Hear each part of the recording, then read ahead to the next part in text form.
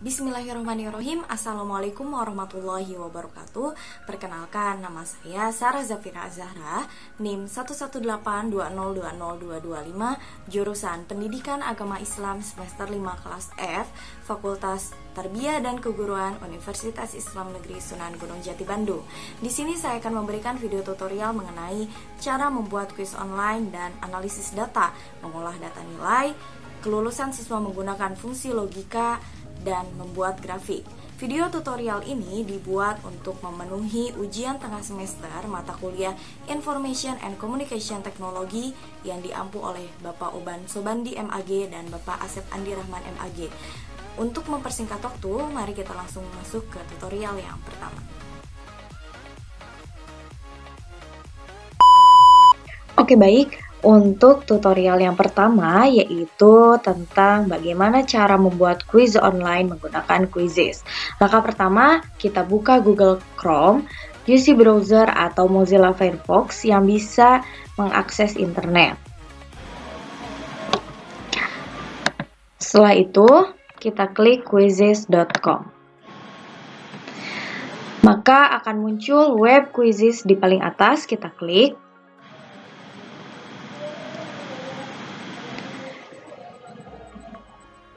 Untuk bisa membuat Quizizz atau membuat kuis, kita harus memiliki akun. Jika teman-teman belum memiliki akun, teman-teman bisa klik sign up untuk daftar, atau jika teman-teman telah memiliki akun, teman-teman bisa langsung login. Karena saya telah memiliki akun, maka saya akan langsung login.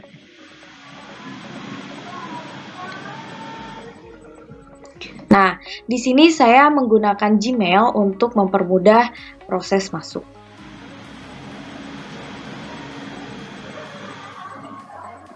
Di sini saya pilih akun Gmail saya yang ketiga.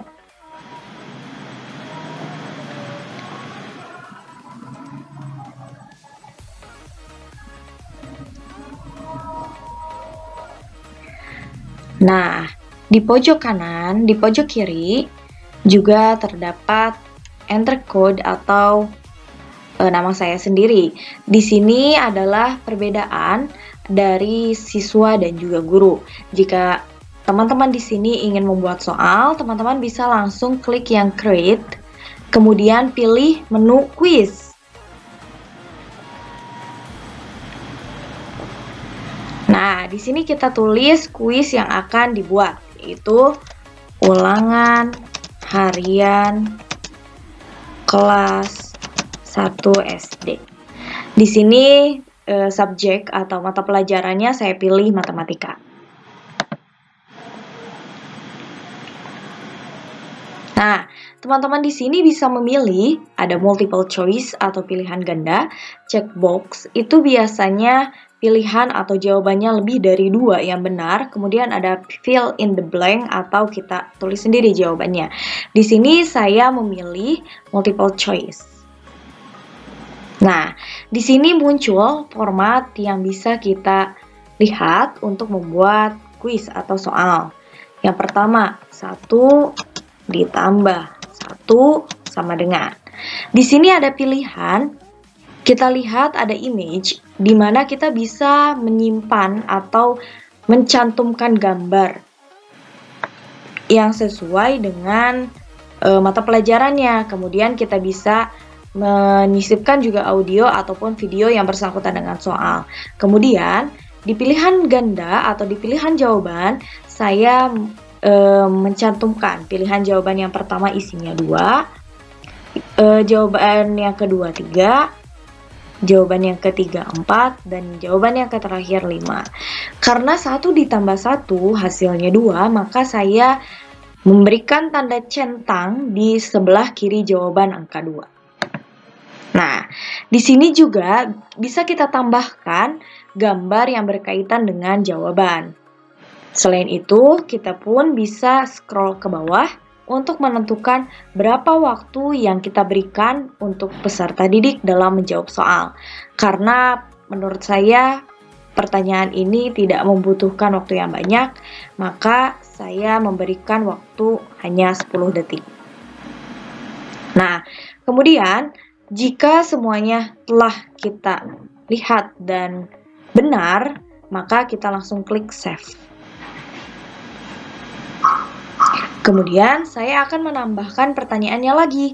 Di sini ada pilihan new questions. Seperti tadi kita memilih apakah akan menggunakan multiple choice atau pilihan lainnya, atau kita akan mengadopsi soal dari orang lain. Contohnya menggunakan teleport. Nah, di sini muncul ulangan harian SD kelas 1, soal ulangan harian SD kelas 1 SD, pokoknya di sini muncul banyak soal yang dibuat oleh orang lain. Kita bisa menambahkannya, contoh ini. Kita tinggal klik di pojok kanan atas, ada tulisan add, kita tambahkan, maka otomatis soal yang telah kita klik ada di soal yang kita buat. Kemudian kita scroll ke bawah. Nah, kita lihat bahwa ada soal yang bisa menyisipkan gambar, maka kita coba juga untuk di-add di soal yang akan kita buat. Dan yang terakhir, di sini saya menambahkan soal terakhir yang berbentuk fill in the blank.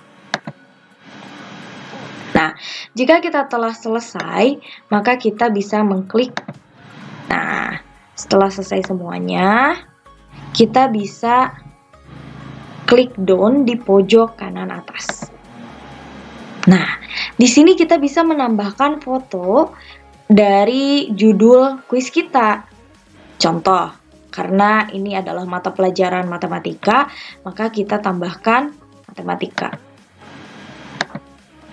Setelah itu, ada select language atau kita pilih bahasa menggunakan bahasa Indonesia.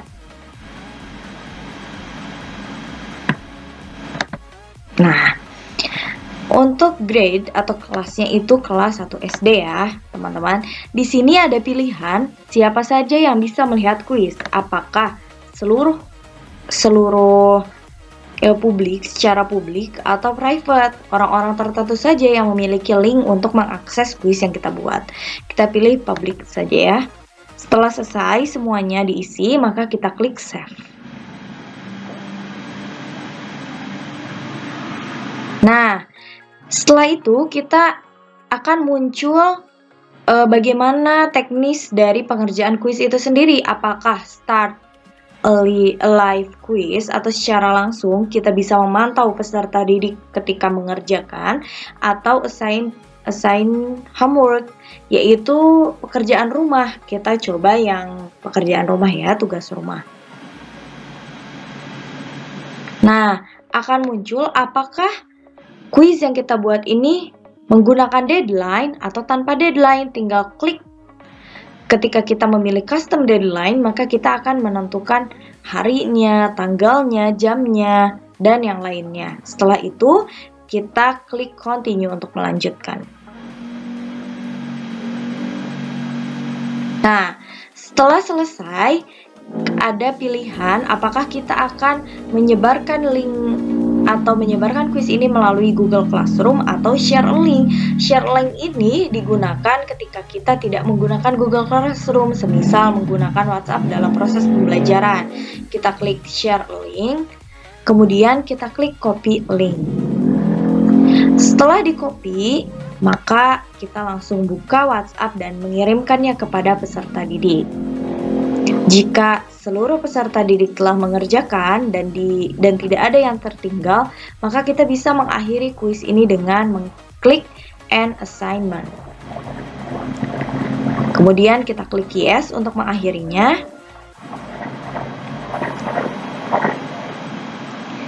Dan di sini akan muncul siapa saja yang telah berpartisipasi dalam mengerjakan kuis ini, kemudian tingkat kebenarannya.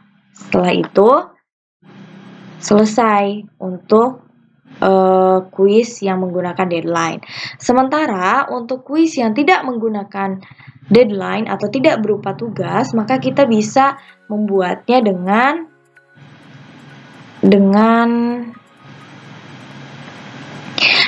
start a live quiz. Teman-teman bisa klik start a live quiz.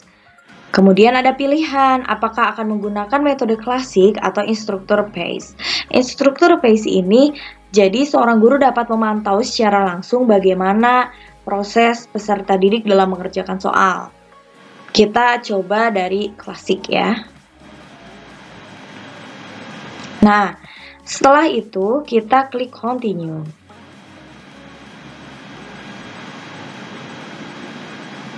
Maka akan muncul tampilan seperti ini, di mana kita bisa memberikan kode join kepada peserta didik atau mengirimkan linknya.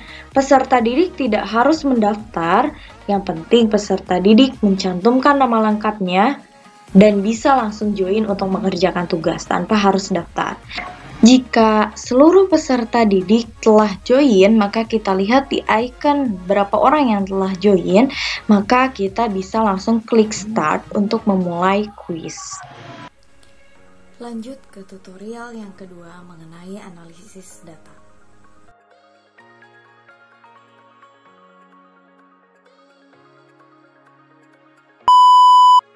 Baik, langsung saja kita masuk ke tutorial yang kedua mengenai analisis data. Sebelumnya saya telah menyiapkan data yang akan dianalisis ya, maka langkah pertama yang dilakukan adalah membuka data yang telah tersedia. Nah, di sini saya mencantumkan nama sekolah, kemudian kelas, guru, dan juga mata pelajarannya, yang mana saya mencantumkan hanya 5 siswa untuk menentukan ranking, nilai akhir, dan juga keterangan. Untuk menentukan nilai akhir, saya membuat format yaitu tugas ditambah UTS ditambah UAS dibagi 3. Sementara untuk menentukan lulus ataupun tidaknya, saya membuat fungsi if atau operator logika menggunakan lebih besar sama dengan 70, maka nilainya lulus. Maka kategori atau keterangannya lulus. Nah, di sini nilai akhirnya kita tentukan terlebih dahulu dengan rumus sama dengan kurung buka nilai tugas ditambah nilai UTS ditambah nilai UAS kurung tutup dibagi 3. Nah, setelah kita dapatkan nilainya, tinggal kita drag ke bawah sampai nilai Sandra. Nah, sekarang kita tentukan dari nilai terkecil, yaitu rumusnya sama dengan min kurung buka, kita drag ke atas dari nilai tugas. Nah, setelah kita temukan, maka tinggal kita tarik ke kanan. Nah, kemudian bagaimana cara menentukan nilai terbesar? Rumusnya adalah sama dengan max kurung buka, kita tarik ke atas. Nah, kemudian kita drag sama halnya seperti sebelum-sebelumnya ke kanan. Kemudian bagaimana cara menentukan nilai rata-rata? Adalah sama dengan average kurung buka, kita drag ke atas, enter. Nah, kita tinggal tarik ke kanan lagi. Setelah kita menemukan, maka kita bisa menentukan ranking, mulai dari ranking pertama dan juga sampai ranking terakhir. Rumusnya bagaimana? Sama dengan rank kurung buka. Di sini ada format ya, ada format number, ref, kemudian kurung tutup. Nah, yang perlu kita garis bawahi adalah apakah kita menggunakan tanda koma atau tanda titik koma, karena ada beberapa Microsoft Excel yang menggunakan titik koma, bukan menggunakan koma. Itu tergantung laptop yang kita gunakan. Rankingnya yaitu nilai akhir, kemudian koma, drag dari nilai bawah ke atas, kemudian kita kunci. Bagaimana menguncinya? Yaitu tinggal di blok, kemudian kita klik F4, kita enter. Nah, di sini sudah ada rankingnya, tinggal kita drag ke bawah. Nah, kemudian setelah kita menemukan ranking nilai akhir, maka kita bisa menemukan atau menentukan keterangan lulus ataupun tidaknya. Rumusnya adalah sama dengan if kurung buka nilai akhirnya berapa, jika lebih besar sama dengan 70, maka kategorinya lulus. Jika tidak, maka tidak lulus. Nah, Langsung saja kita enter. Nah, nilainya adalah lulus atau keterangannya lulus. Kita drag sampai ke bawah. Untuk memeriksa ulang, kita lihat nilai akhir di sini tidak ada yang kurang dari 70, maka keterangan lulus dapat diterima ya teman-teman. Itu tutorial mengenai bagaimana menentukan ranking dan juga menggunakan operator logika. Baik, selanjutnya kita akan membuat tutorial bagaimana cara membuat grafik di Microsoft Excel. Sebelumnya saya telah menyiapkan datanya terlebih dahulu. Langsung saja kita buka Microsoft Excel. Nah, di sini saya membuat contohnya yaitu data siswa SDS Mutiara Bunda periode 2016 sampai 2020, mulai dari kelas 1 sampai kelas 6. Kemudian bagaimana cara membuat grafiknya? Langsung saja kita blok tulisannya. Kemudian kita klik insert. Di sini ada chart. Kita tinggal pilih mau yang mana. Saya memilih yang sederhana dulu yang ini ya. Nah, di sini sudah terlihat ya teman-teman. Tinggal kita mengubahnya. Bagaimana mengubahnya? Kita melihat bagaimana perubahan antara kelas 1 di tahun 2016, 2017, 2018, 2019, dan 2020. Maka kita klik select data. Nah, select data di sini kita mengubahnya yang ini edit, dari kita blok. Nah,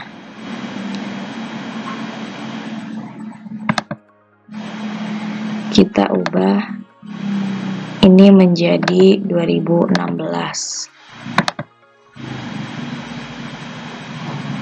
2016. Kemudian yang ini kita edit menjadi 2017. Kemudian yang ketiga kita edit menjadi 2018. Kemudian yang keempat kita ubah, kita edit lagi menjadi 2019. Dan yang terakhir kita ubah menjadi 2020. Nah, setelah semuanya ditampilkan, maka kita klik OK. Di sini kita lihat bahwa yang biru tua itu 2016, orange 2017, abu-abu 2018, kuning 2019, dan biru muda 2020. Kita beri title-nya atau judulnya ya, yaitu data siswa SDS Mutiara Bunda